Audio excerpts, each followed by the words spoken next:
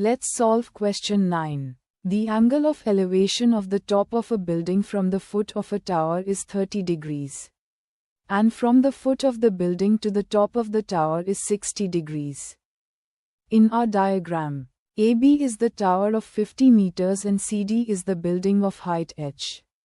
The distance between them is x. Recall the tangent formula. Opposite over adjacent. We use root 3 for 60 degrees and 1 over root 3 for 30 degrees. First, in right triangle BAC, tangent 60 equals AB over AC. Substituting the values, we find that x equals 50 divided by root 3. Next, in right triangle DCA, tangent 30 equals CD over AC. By substituting the value of x, we find h equals x divided by root 3. Finally, substituting x gives h equals 50 divided by 3. The height of the building is 16.67 meters.